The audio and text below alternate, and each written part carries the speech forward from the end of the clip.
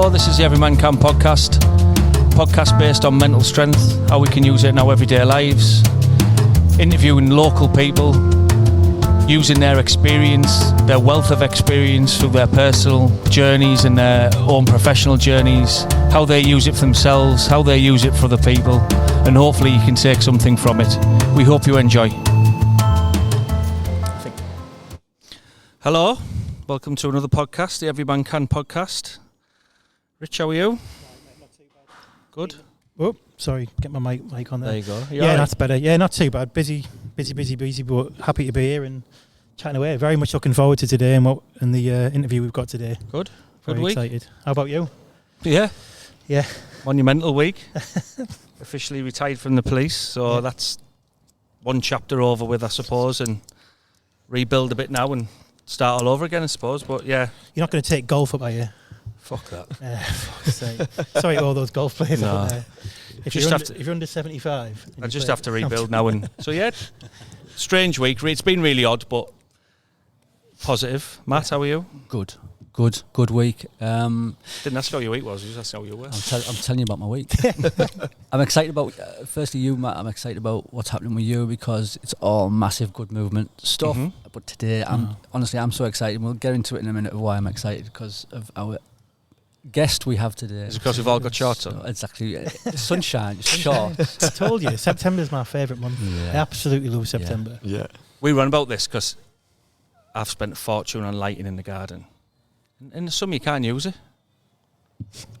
because it's still light, but this time it's red hot. Yeah. Sit outside, get the lights on, drink beer again. We did it last night. Same it's thing. Class, isn't it? Yeah, it's great. It's good. Well, I'm excited about today. Today we are at Ormsby Hall in Middlesbrough, which is run by the National Trust. If you've never been here, it's I've always found it quite fascinating because the surrounding area is a housing estates and busy roads, and it's got quite a different dynamic of population, but then you come into the space and it's just calm. It's always calm, and there's quite a bit of chaos going on outside, and I love it here. And I always think the Victorians had the right idea. They knew where to build places, didn't they? They knew the ley lines, they knew how to build places, and they knew where felt good. Because I always think when you come to places like this, you always feel nice, don't you? And you always think, right, it's chilled. So we're outside in the courtyard, which is the ex-stables, the ex-police stables with all the horses, and it's beautiful. You'll see it on the socials, but we're supporting Barefoot Kitchen today, which is my sister's business. So she's just moved into the kitchens here, so it's a beautiful space for her to work in, really chilled out. And we're sat outside, actually, in the sun. Beautiful. And today, we have Aaron Parker. Aaron Parker. I asked him, do you know? I said I've asked him 3 times. Honestly. I asked you. When I've been driving, going down, I'm going, Aaron. Everyone gets it wrong. It's not just you guys, like literally everyone. Times I've said to you, I know Aaron. He's like, oh, whoa. Is it Matt or is it Twat? Twat. So, one's Matt. Aaron Parker, aka the Conscious Man. So, breathwork instructor. Yep. Muay Thai instructor. That's it. Said that right? That's right, yeah. Cold water therapy. Yep. And you have a company called The Conscious Self, helping people connect or reconnect with nature. That's it, that's the one, yeah. Anything else to add to the list? But, I mean, the whole ethos behind the business, and thank you for having me on today, lads, and thank you for inviting me. The whole premise behind the business really is to get people back to nature, back to themselves, and through nature find themselves a more truer self, a more conscious self, hence the name of the business. So coming back in touch with being conscious. Yeah. So the first question we ask every guest, and this is going to go on into the series, is what does mental strength mean to you? I think mental strength means to me a dualistic perspective. I don't think it's just the strength of the mind. I think it's strength of the body too. I think we're more than just physical and mental beings. I feel like there's spirit in there as well. So I feel like that mental strength is an accumulation of things, not just one thing. It couldn't be just, going and doing some meditation or working out with the gym. It's a amalgamation of various aspects of ourselves, a more holistic model of mental strength, is my opinion, and belief around things, You think that's where a lot of people make the mistake then? because they see it as like one thing, like physical strength and massively. Yeah. I would say there's purity in physical strength, you know, and like looking after your body. Of course, you know, it's your first connection to yourself is to work out and look after your body and eat right and, you know, get some sunlight and all that. But also as well, there's so many pieces to the pie. You know, you've got your, you know, how are you looking after your mind? Are you topping up your knowledge? Are you topping up your wisdom? Are you fulfilling yourself with your passions and your spiritual self? You know, it's a whole board, you know, block of cheese, if you like, you know, and at least each slice is important as the last. Absolutely. So it's interesting. So I know we spoke briefly off air as such around your background. It's the first time I've met you. Yeah. How did you get to where you're at now? So what has your journey been like to where you're at now? So really my journey was one of struggle and hardship to start with. A bit of a troubled childhood, which led to an even worse adolescence and sort of self-punishment, if you like, self-sabotage, a lot of drink, drugs, rock and roll, if you like, you know, really leading myself down a bad path. And in the end, I sort of found Muay Thai. I was about 19 when I found Muay Thai. And it didn't happen straight away. It was sort of like a drip feed, if you like. You know, I didn't just go to Muay Thai and that was it. It clicked. And I was, you know, resolved, and I found this thing that was helping me be more disciplined, more controlled in life, helped sort my anger out and stuff. But it really did give me the fundamentals for change, you know. So, like, I mean, it could be any sport. It could be football, whatever it may be to someone. But Muay Thai for me eventually became that thing which sort of steered my life in new directions. It actually got me to uni in the end. That discipline and stuff like drip fed into my life and sort of filtered down into other areas of my life. So in the early days, we'll say, as far as, I want to call it like a mental strength teaching, really. Yeah. We've discussed a bit before we started around things I've been saying. We discussed on the last podcast around guiding your kids and guiding young people who are involved in your life around, if it doesn't feel right in your gut, you know, fight or flight, get Absolutely. out of there, or, you know, everything's a decision. And I always think this, that every decision you make is a consequence, whether that's good or bad. Yeah. And if it's a decision to leave and you lose a couple of friends from it, when you take a step back, ultimately it was a good decision. And we all make bad decisions and we all make wrong decisions, but it's how we learn from that.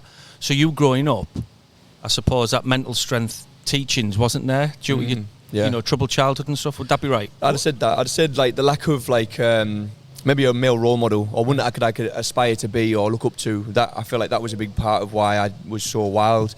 And, you know, the troubled childhood and not really knowing how to express my emotions is something I'd say for men nowadays, you know, like finding a healthy way to express our emotions, a healthy way to vocalise it. I mean, for me it's still Muay Thai, you know, I train religiously, you know, I let the anger out and steam out, you know, 3 times a week when I train. But also as well is with the men's groups I run, you know, we do a chat around the fire, you know, stuff like that. But as a young'un, really, I wish I had the knowledge and the wisdom or even just someone to tell me, look, you know, if it doesn't feel right, walk away. Because there's a lot of situations which I knew probably at the time didn't feel right, but I just kept going down that path. Yeah.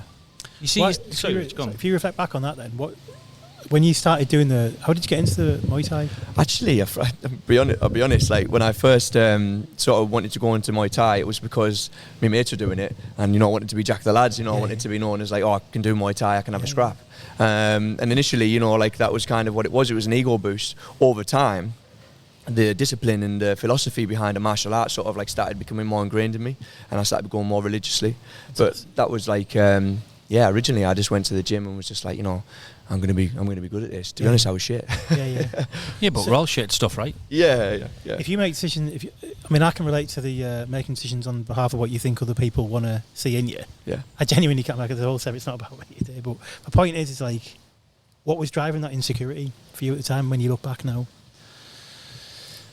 About so you sort of said like basically you were following a certain track, even though you keep thinking this is probably not the best, but I'm going to follow it, whether it was friends around you or I don't want to make any assumptions. No, we're not at all. Well, I think it was more to do with like how I didn't really understand the sense of worth, you know, and I think I kept going down that path of self-sabotage because I didn't really believe in myself or believe I could ever amount to nothing. Absolutely. Probably ingrained within early socializations or with lack of like a direction, you know, someone to give me some direction. And any direction I did get, you know, I would probably fight against at the time as well. Yeah. So I was just feeding it, you know, I kept feeding that insecurity by by doing those things and feeling bad about myself, and then do something else, feel bad again, and it was this whole self-loathing pattern. You know, I didn't really sort that out until I hit my mid-20s. You know, until I really started doing some work on myself. I got some counselling, you know, and started investing in my rehabilitation, if you like. So if you describe as the conscious man, or if you say about a conscious man, would you describe yourself back then as being like, what, unconscious to what was going? You weren't looking at your own behaviour, you weren't absolutely. Because I know I'm hoping there'll be a lot of like lads, maybe younger 20s, maybe older teens, who might listen to this and go, "Yeah, fuck off, mate." Do you know what I mean? Like, like I know what I'm doing. Because at the time you do feel like that, don't you? You feel like I'm in control. What are you about? I think the thing is, as well, is at that age we think we know it all, and I really thought I know it all, and I was just like, if I was going to do something, I was going to do it 0 or nothing. 100 or nothing. And it was always to the nth degree. And I always had to learn the lesson the hard way, because I got to that point. If I can be the reason why people don't go that far ahead, then I will happily be that. Because I could definitely say that, it's not by the skin of my teeth. I saved my life really through Muay Thai and other things. So did you get lucky? Did you get lucky? Like, you didn't have the really bad brush with the law, or did you? No, I did have the really bad brush with the law. When I was 16, I got caught for a string of burglaries. Right. I was fighting. I was taking a lot of drink and drugs. I'd skimmed jail by the skin of my teeth. Right. Yeah. And then, funnily enough, I actually had a documentary made about how Muay Thai saved my life, and became quite a good Thai boxer in the end. And really, really started in. It became my life, really, Thai boxing. But I went to uni because Thai boxing gave me that discipline. I got a degree in psychology and criminology. But when I came back, I was lost again. I was absolutely lost again. I didn't know what to do with myself. I didn't know where to go. And I sort of came back to the surroundings I was in, the people I was with, started drinking, hitting the coke hard. And then in the end, I ended up getting addicted to Xanax. And I was in a really bad way. Ended up severely depressed. I couldn't even get out of bed in the morning. And again, I went back to Thai boxing. And it saved my life for a second time, and that was the rock bottom. You can either, I was told this thing from a friend. He's a really nice guy, and he once said to me, he said, you either grow from inspiration or desperation, and that was my desperation. I like that. Yeah, it's great. It really is the truth. Like, he's a lovely guy as well, called James. You touched on something just earlier on that chat where you said that you wish you'd had that guidance when you were younger. But if we flip that, right, and I know we all want that sort of guidance and stuff, but if we take that stone, so on that side of it, you're saying you wish you had that. If you'd have had that, people wouldn't be blessed with you trying to help them now, I suppose. Yeah, so that's true. If you take what you said earlier around, I wish I'd had that, and of course you do, and of course you wanted an easier road and a bit of a less chaotic path. But now, you've put yourself through uni. You're very good at what you do with the Muay Thai. And look at what you're doing now, though, and we'll get on to how you progressed into that. Yeah, so, of course, when we talk about mental strength, I think whether you're a young kid or... I've gone through my self-building over the past 2 or 3 years, and I'm 44 now, so it's hit me probably later on in life and because of events outside of my control, but I've had to develop my mental strength even further now to do that. And I'll be honest, I never wanted to go through it. But now I feel blessed because I feel like I've changed and I'm a better person, and I know my boundaries, and I know red flags now. I know to disappear out of situations. So, on reflection, if you look at your life now, how different would it have been, do you think, if you would have had that guidance and things? Well, I wouldn't be doing this now. I definitely wouldn't be holding these conscious events and helping people with the breath work and, doing these men's groups and stuff. And I think, I'm actually really blessed to have gone through all that now. And I've said this several times to people. I'm actually really grateful because it's given me some experiential knowledge and wisdom behind things, and be able to feel empathy for people in similar situations. I actually work with drug and alcohol rehabilitation services within the North East as well, like doing retreats and men's groups and stuff like that. And our stories are similar, and it's like I can empathise with that and understand that, that sometimes we just need connection to be able to talk and stuff like that. I know that I feel like there's many different routes to healing, but I feel like when someone actually understands you and can listen and and really know what you've been through, then it helps massively. It powerful. Yeah, it really is powerful. Did you have someone who acted as a mentor to you in that way then? I'd say my coaches, my Thai boxing coaches, and I think the thing is with having a coach is there's loads of great Thai boxing gyms in the North East. There's loads of great Thai boxing gyms all over the country, but find yourself a good coach, not just a good gym. Find yourself a good coach. Same with football, same with any sport. Find yourself a good coach, because not only will they just teach you your sport, but they'll teach you some wisdom and knowledge. Paul Paul Pearson, shout out to Paul and Silip and Muay Thai. Like honestly, what a guy. Same as Matt Smith as well, and Sam Bainbridge. They were like and Crew Glenn. Can you say it? But yeah, like those guys, you know, like the wisdom that they passed down to me, like simple things, like they stick with you. Like give to live was something that I heard quite regular, and dedication will beat talent. You know, those things, like they stick with you. Little lessons like that stick with you, definitely. So as a coach, that resonates a lot with me, because I'm at under 17s level now, and they're quite, not difficult, but they're coming out of school, and the lifestyle changes that they're making, and is the dedication still there? But like Matt has a son who's flying high with his football, and you know, my daughter's doing really well with hers, and you look at it and you think, if you've just got that coach, because a shit coach, if you're a kid going to any sport, football, boxing, Thai, whatever you're doing, that coach can kill you. Because if they're going through what you went through as a child, or, you know, what other people go through, that lack of the wanting that father figure, and I've seen it in kids' football, and I've made massive mistakes in the past and maybe dismissed a kid when they try to talk to me because I've been at work and you're stressed, but they're wanting that father figure, and they're wanting that, you know, and it's a really powerful thing as a coach, that you can help people grow, I suppose. Yeah. It's also as well, the coach can be like a non-biased perspective. Do you know what I mean? Yeah, like man. people Skin can in the game. Yeah, that's it. It's not like it's not your dad, it's not your mother. Do you know what I mean? It's just someone who can support you through your stuff, and also not go too far into it and not have like a personal involvement, and just support you where you need supporting. Absolutely. That's important. That I'm just thinking there. Matt mentioned about, you know, my son playing football, and I'm going through the coaches he had, whether they were bad, whether they were good. He's got some amazing ones now, and for me, going on the whole being that biased dad, or as and this is obviously relative to just life as well. You know, sometimes I joke about, we don't listen to our parents, we never do. It's always that coach that they listen to. But you know what? I think that's important. That if you've got an understanding of it, like some parents might be like, no, I want them to listen to me, and that's probably speaking from ego, which I think is wrong. So I like to try and take a step back from whether it be football coaching, but just life in general. I'm talking about, you know, bringing my kids up here, but again, going back to, it's important for everyone. Sometimes it's about where you're speaking from. Talking about ego there, but using the example of the coaches with my son, and a parent trying to teach him football, which I don't know anything about really. It's important to take a step back. It really is, because that coach, that's what he's there for. And if it's a good one, they'll have a massive influence on them, because I've seen them with bad ones, and that has a massive influence on them as well, from a negative point of view. But I just think that's so important, with just taking that step back sometimes, and just, what I always say, let them be. Just let them be. But it's also within yourself as well, I think. Just definitely. Let yourself be.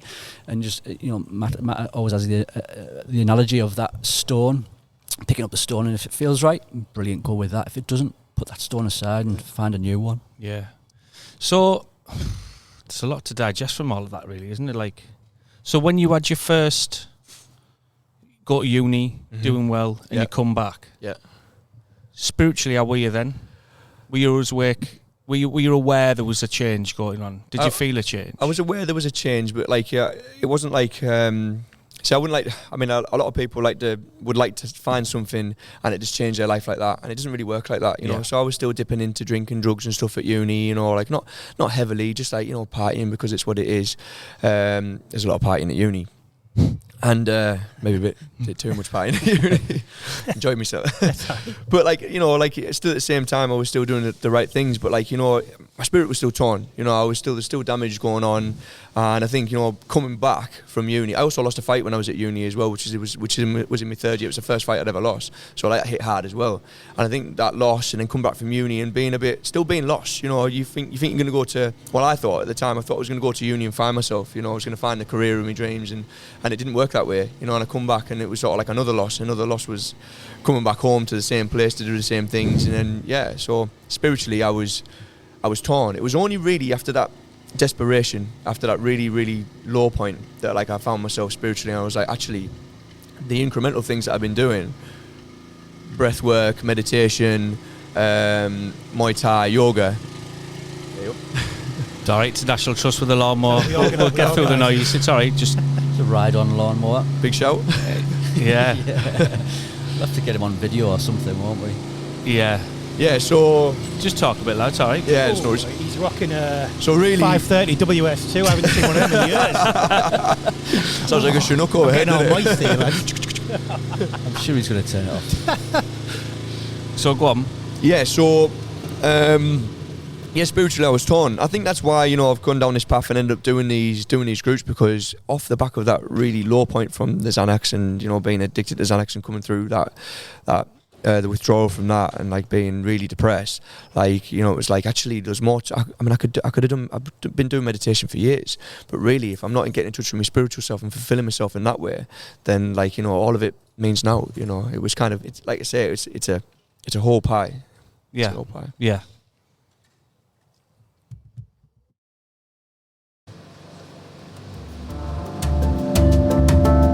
Now then, we hope you're enjoying the pod. Just a little break to tell you about Every Man Can. You can find us on your usual social media platforms. You can find the podcast on wherever you get your podcasts from. We don't care, as long as you listen to it, you enjoy it, you get something from it, and you pass it on to your mates. Enjoy the interview. Let's get back to it.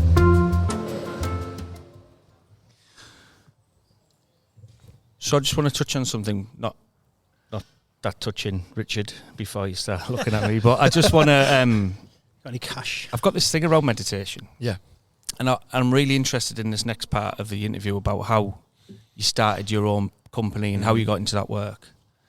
And we've spoke at length about this, and it's something my sister actually said once, that people always think that meditation, you have to be sat like a Buddhist with your hands. And my sister once, she made a comment at an event I was at with her, and she spoke, and she said, my meditation is walking in the hills. Yeah. And it resonated with me because I thought, shit, that's man. Like, yeah. I've tried the close mate. I've tried, and it does work for me. But I find just that bike ride, that walk, that whatever it is that's my meditation. So is that something you will promote, just whatever you find is your meditation do? Definitely. I feel like there's loads of variations to meditation. I do the cross-legged, sitting with the eyes closed and stuff, but that to me initially was so hard. My mind races, it's so hard. Like, I think in the end what it boiled down to was sitting for longer, but like you've got walking in the hills or bike riding, I've got sparring, because you're only in one place at one time, because all you've got to think about is that, and walking in nature. So everything I do is in nature, because I totally believe that, like, connecting to nature, you can find that stillness, and it is something I push and talk about a lot. Matt will know this from my socials and stuff. It's Absolutely. like that stillness there, like it's something worth having, like it's like getting up in the morning and going for a walk by yourself, and not allowing your thoughts to take over, and and being present. I talk about being present a lot, and presence and stuff like that, and sometimes we're ruminating about the past, or we're projecting ourselves into the future, and really the presence is where it's at, and like that's where joy unfolds in the moment. You can only really experience it in the moment, because the moment, from moment to moment, it's all unfolding there. Yeah, you're good at that, but aren't you? Like you tend to be very up early, out with the birds. Yeah. And you were good at that, aren't you? And you would resonate with that a lot, I suppose. This is why I'm excited about Aaron being here, because there's so much he's saying there that I totally resonate with and do. And I like the whole present.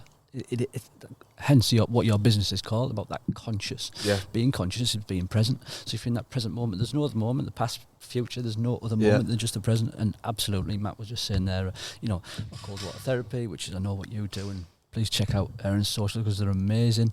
There's so much, honestly, they are really, really good, not just from a visual point of view, but just educating, and like you say, getting that message across of being present. I think the thing as well, you're saying about the cold water as well, you've got no choice but to be present in that. Wim Hof says the cold is a good teacher. Yeah. And and what you said there, Matt, about not being able to, find that meditation quite difficult to do. I think you've probably been in a sort of hypervigilant state for actually about 3 years. Yeah. And I think, like, I'm someone who gets anxiety. I'm trauma as a kid as well. I could talk endlessly about it, and then listen to what you're saying. I think I could probably almost make guesses. I wouldn't. Yeah. About kind of some of the things that might have been a feature or missing from your life. And I think that thing about kind of being hypervigilant and becoming more conscious about what your triggers are and kind of where you are and what's driving that actually means you just have to go longer, go deeper. Yeah. And I think the cold for me, like Ironman triathlons and stuff like that, like it's like an extreme pushback to whatever was ever pushing you away from like a right track in the first place. And so for a lot of people, like cold water seems less and less extreme these days, but it is quite an extreme thing to do. It is, yeah. And if you're doing from like hot sauna into cold water as well, it's even more extreme. Yeah. I mean, there's health warnings about doing it, but there's health benefits to it as well. Yeah, that's it, yeah. For me, it's like it's in this area of extreme to try and push back against something which you've been trying to deal with, which is quite powerful anyway. Yeah. It's made you when you talk about drug addiction, you talk about burglary and kind of being pushed down that road. They are all quite extreme things that you wouldn't necessarily elect to do, but it's like, well, something else is driving it that's stronger than you. That's it, yeah. Right? Yeah, I feel like sometimes you're looking for, maybe at the time I was looking for the thrill or looking for like something to replace that, you're chasing something and you're trying to like replace that fateless feeling of like unease with the world you're in or your environment, and it's like, your feelings drive your thoughts for the most part. So, I mean, it's a bit of a loop really, then you think and then your feelings come again, and it's just like, driving you. But if you're trying to distract yourself, especially with drinking drugs, we've all done it where we've just like, thought, I'm just going to get smashed today because I don't want to think about something. Mm-hmm. And yeah, I mean, that's it. You can blank it out, but after a little while, the seams come apart and it just becomes worse. But like, I think the thing is as well is like something that was important to me, and like, the cold water was probably one angle into it. But like, we are, we're nature essentially. We're nature's consciousness manifest, and I found through nature, being more natural, living more naturally, getting up in the morning, viewing the sunrise, being in cold water, having my feet on the ground, very simple things. But like, we're animals at the end of the day. I'm not saying it's going to heal your traumas, but if you're looking to be more still and regular, to calm the mind, to calm the nervous system, this is why I love the breathwork, because the breathwork allows you to access your nervous system at any time, and connecting to your breath can just alleviate yourself of those symptoms where you're feeling traumatic, like anxiety, which is a response to trauma. But yeah, so more natural living is what I could say. So the conscious man. Yeah. I love that. And I think from listening to your story as we develop, getting to know you today, from where I know you've had to go through it, and I'm not downplaying anything, but to the rest of the world, it's probably a blessing that you went through what you went through. Yeah, fair. And I think, no, but it is, and and for all people's hardships do affect a lot of people around you. Actually, when you come out the other side, but there's probably more people getting benefit from it. And I know you've had to go through that, and it's shit. But to then become the conscious man. So how did that title start? How did you get the mental strength to get back up off the floor for the second time and then live this life that you're living now and the work that you're doing? I suppose I had to drop a lot of beliefs. I even dropped the job at the time. I was working for Glaxo, which is GlaxoSmithKline, which is a pharmaceutical company. Ooh. Yeah, I was naughty, but agreed. But yeah, so like I quit a job, and I'm gonna tell the truth. I got into selling, I got into dealing and stuff, and I was making money, and I was still miserable. I had the money, I had the clothes, I had the cash, I had the car. I was flying around in a big AMG Merc, the drop top, it was a lovely motor. It was a big target on my back, but it was a lovely motor. But and I was just like, I had cash coming out my ears, and I was doing grows and all sorts, In the end, I got caught with a grow, and it was like the one, and it was like the universe had thrown me a bone really, because I basically got away with a small grow. I say got away, I never got away, but like I got a caution for a small grow, and I was like, I'm never going to be that lucky ever again. I've dodged jail so many times. So in the end, it was like, I was really unhappy, even though I was doing all those things. I was meditating still, I was doing yoga, I was Thai boxing, but I was miserable. And I was like, something's missing here, like I'm got money coming out my ears. I could go anywhere I want, I could quit my job if I wanted to. And I was still unhappy, so I was like, I'm going to have to like change something, like I was meditating and I was paranoid all the time, it was just on my mind all the time. So eventually I decided to jack it all in. And I threw every single penny I had building something which can help people. And I thought to myself, because I've struggled so much and because I've been through so much pain, it's worthwhile investing in myself to firstly help myself with my own pain, and then try and help other people, because I know how to help people from that experience. So what started it? So when your first person came through the door, panic, or were you all right? Or because what I want to know is how you then developed the different skill sets that you got now around the cold water therapy, the breath work, the meditation. Because to start that off, and presumably people knew what you did, and who you were. But I suppose people in similar positions would have found that easier to approach you, right? Yeah. Yeah. Would you say that's right? I think like, given my background, it might allow people who are struggling to have, to come to me rather than other people, especially people who don't understand their experience, maybe if they've been through some hardship similar to mine. Originally, I did a life coaching diploma, which is probably not worth the paper it's printed on, really. I was going through a lot of self-study anyway. I'd always read a load of books on mindfulness, and I'm a Stoic. I read a lot of Stoicism, Epictetus, Seneca, Marcus Aurelius. And I was always really into self-help. I was into like improving myself. So that was kind of the catalyst. But the first person come through the door, I was when I first life coached someone. Do you know what I mean? It was like, how do I even help someone when I'm still making mistakes? I'm still making mistakes. But it comes about. I did a mountain leadership training course where I went out and took people up mountain stuff, did the wild camping and stuff like that, and then and that led to like river crossing, which led to the cold water, those sort of things. And I got my breathwork qualification in pranayama. I got really deep into yoga, and led to conscious connected breathing, which is the holotropic stuff, which is the deep work stuff. So it's kind of sort of gone down that route. And it's become a business. It's become a business. Good business? Really good business. Brilliant. I love it. Absolutely love it. I really love it. But I suppose now, after you've had the highs of having money from whatever you've done to get the money now, it's not always nice to be successful, but I bet the success for you is seeing the success of people growing. Definitely.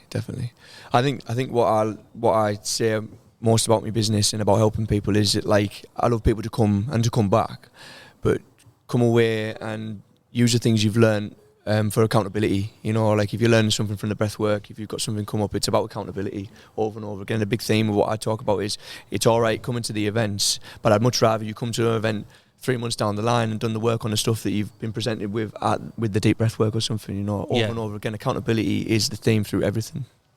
Yeah. I totally Matt's get... I'm sorry. How dare you? I'm just going to touch on that bit of accountability because I think we've all been through this, and some people still are now, and that's a massive lesson for lots of people to learn. And I know you mentioned there and about you want people to come and not just, all right, I'm listening to what he's going to say, and I'm done there. It's about listen to what I've got to say, but also go away and do it yourself. Yeah, do it yourself. That's accountability, isn't it? I think that's important. That because I totally resonate with that, because I suppose I still do a little bit of just, you might go to some kind of breathwork class, for example, but it's great listening to the person and the instructor, but it's also about the accountability doing the work of doing it yourself as well. Because we're all works in progress. I think I said to someone, I'm supporting a friend of mine at the moment, I think I said to him on the text something like, I think we're about our perfect selves probably about a minute before we die. Yeah. And then everything else leading up to that, because philosophy is about dying, isn't it? It's about dying well, basically. So what are the ups and downs right now in your life? Because obviously you're human, it's like right now you probably employ a series of your own strategies at the moment at work. So with your lows and your highs at the moment, how do you ride those two different areas and try and keep that balance? It's funny you say that, actually. So I still put myself through counselling. I still pay for counselling. I feel like I can't pour from an empty cup, so I've got to do the work, and I'm actually writing to my inner child at the moment. I bought a journal, I made it special, and I spent a bit of money on the journal, and I sit there every day, and I feel like for me, that's something I need to grow, something I need to work on. I need to talk to my inner child, I need to do the work, and I'm doing it every day at the moment. I think that keeps me accountable, and there's some low moments in that, some real low moments in that, but like there's also some big highs as well, because there's also, you can see the progression, you can feel like you're doing something as well. I don't think it would be right for me to teach these people the things that I'm teaching and to show them the breath work without actually doing the work. Totally agree. Do you... That ethos of kind of like, the shadow and unpicking that, and, you have to go to those lows to be able to uncover the best of yourself, basically. You have to accept what shit about yourself, what mistakes you've made, all that kind of stuff. It's uncomfortable. Yeah. Do you put that into your work as well? Is that the language you use with the people you work with? It is, definitely. I always say, especially with the breath work, like heavy breath work, it's really challenging. I don't know if you guys have ever done any heavy breath work before, like the holotropic stuff, like it really coming up against like... you don't want to do it, and to do it on your own, you might not do it, you need someone to really push you on. And I always say, like, tap into that warrior spirit. We grow in discomfort. We never grow in a comfort zone. We grow from somewhere where it's hard and difficult, but it's worthwhile. So, you might do it for an hour to 45 minutes to an hour of breath work, and like in heavy breathing, you feel like you're hyperventilating, you might be cramping up a little bit and stuff, but like the magic that comes out the back of it, you know, it's so worthwhile. And it's the same, it's an analogy for life, really, you know, because like, it's that you grow out the shit, if you like. Yeah, you do. Yeah. It's like many rebirths, isn't there, as you go? Yeah. Accountability is really interesting to me.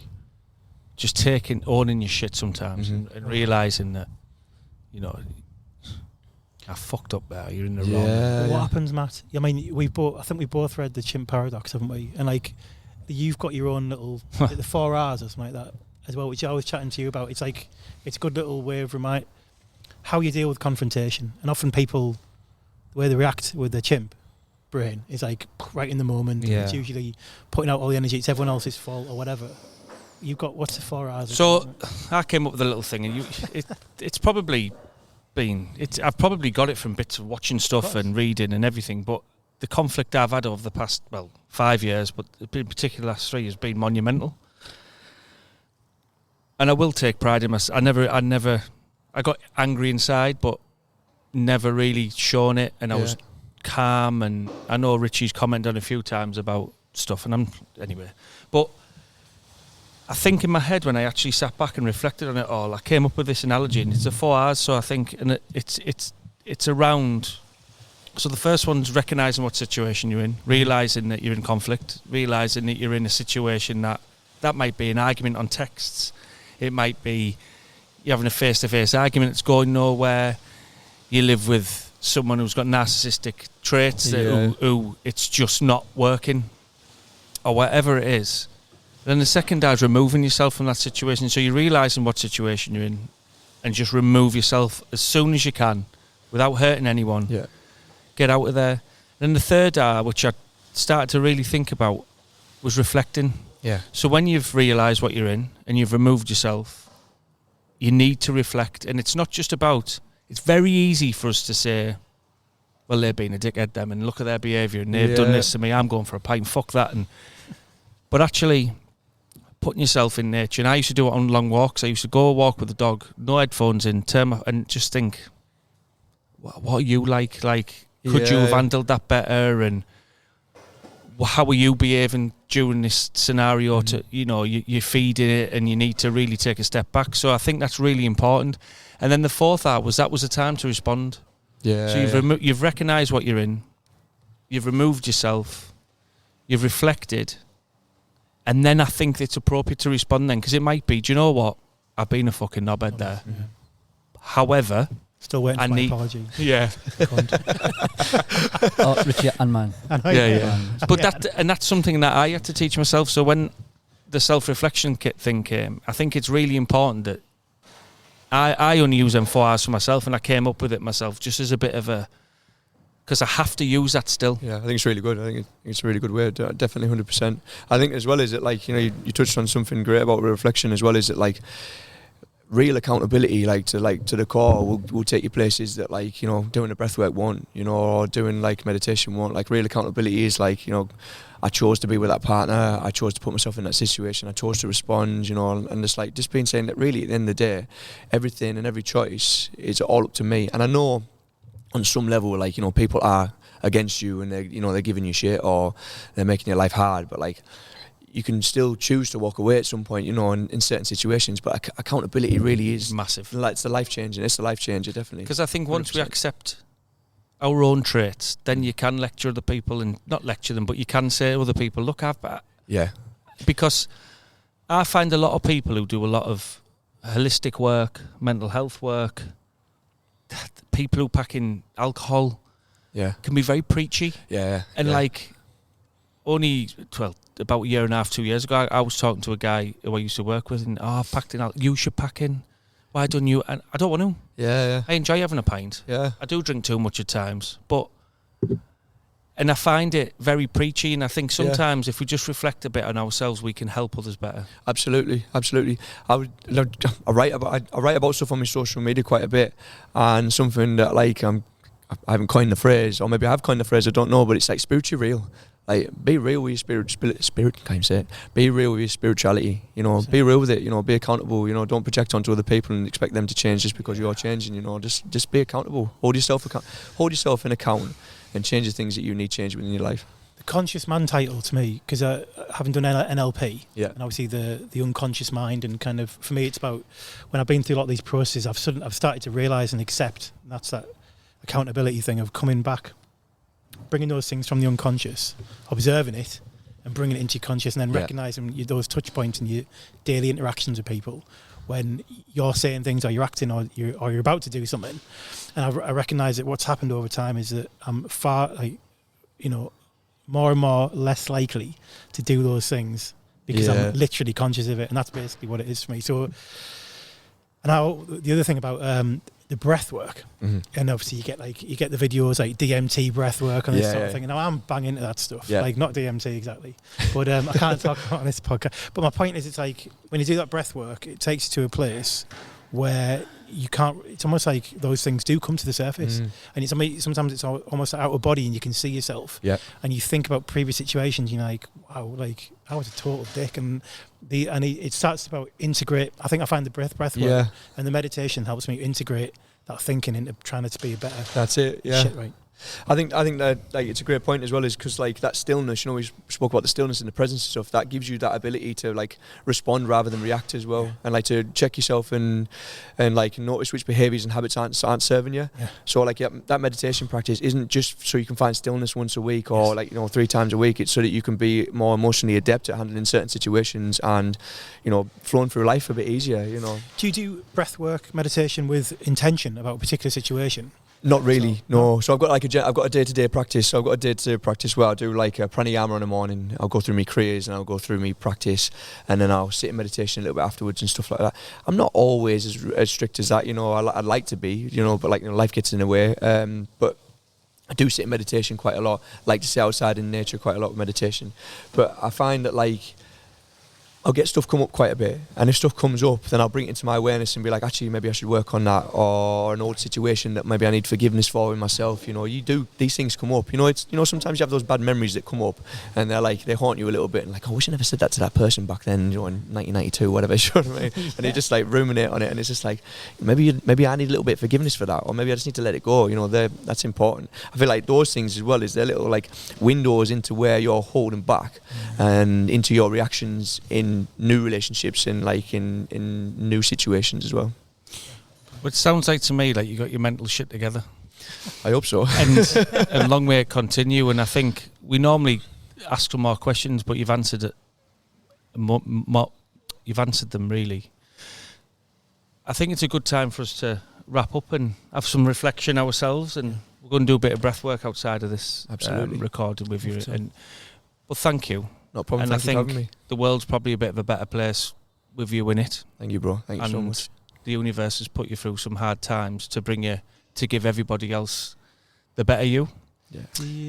So thank you. Thank you. So what events have you got coming up? Where can people find you? How can people link in? So I've got some beautiful events coming up. I've got the Woodland Reset, one every month. I've got a sunset to starlight, which is good. It'll be like an evening event. Forest Floor in Hampstead Forest, which is a regular event. That's a beautiful event. But you can catch me all over the place. I'm doing like a sober rave breath work and stuff like that down in Leeds soon. You can find me at conscious__man on Instagram, and the Conscious Self Limited on Facebook, and I've got a website too, but better to find me on my socials. Yeah. Right.